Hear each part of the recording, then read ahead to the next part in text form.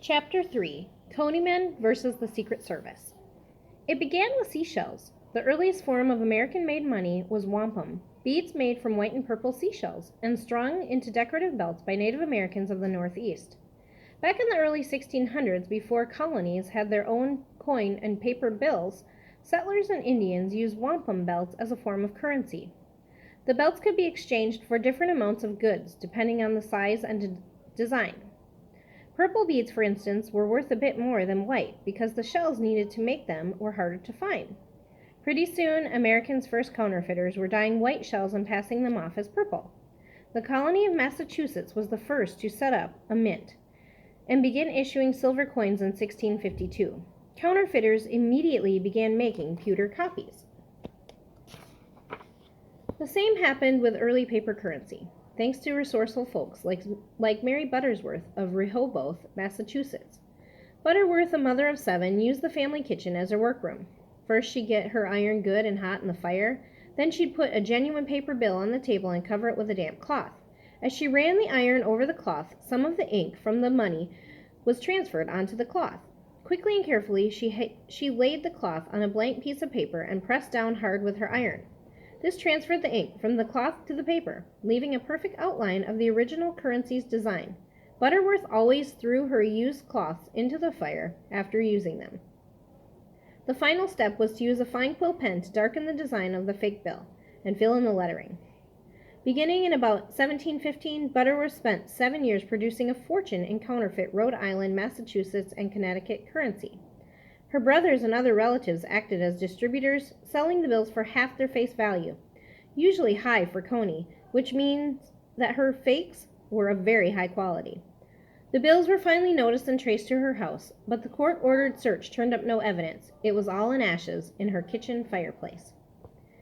In the decades after the American Revolution, the U.S. government produced gold and silver coins, but no national paper currency. Counterfeiters didn't mind. Coins were easier to fake. Simply take a real coin and make a mold of that design.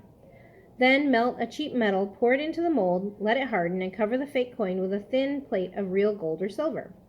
Those who really cared about doing quality work took the extra time to give their coin a handled, tarnished look by rubbing them with sawdust and burning them with a fire. The process wasn't technically challenging, but each coin took time, and each required genuine gold or silver. Counterfeiting coins was a small-time criminal enterprise. As a result, fake coins weren't a huge problem. In 1860, the government figured that less than 2% of the coins in circulation were phony. Counterfeiting went big time during the Civil War, which started in 1861. As war ripped the country apart, the U.S. government suddenly needed piles of cash to pay millions of soldiers and buy supplies for the massive Union Army. Congress responded with the Legal Tender Act, and President Abraham Lincoln signed it into law. The new law gave the U.S. Treasury the power to print paper currency. Government printing presses started pumping out hundreds of millions of dollars, and counterfeiters started copying it. Making fake paper money was a lot trickier than making coins. For a successful operation, you needed a whole network of distributors and shovers to spread the coney in various cities. You needed a lot of cash to put together the team and to pay for the vital members, a talented, experienced engraver.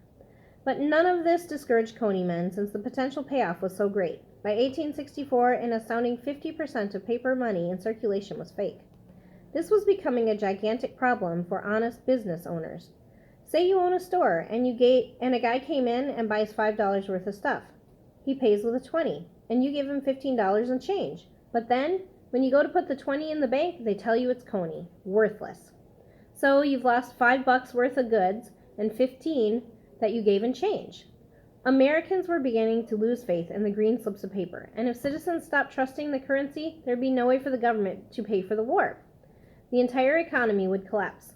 A very frightened Treasury Department responded in 1865 by creating the Secret Service and charging the agency with leading the fight against counterfeiters. Today we think of Secret Service agents as the guys in dark suits protecting the president, but that happened later.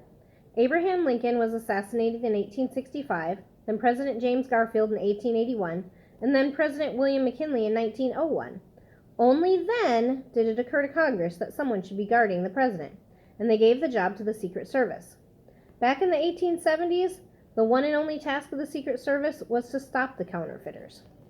On January 19th, 1876, Ben and Allie Boyd went on trial in a Chicago courtroom packed with spectators.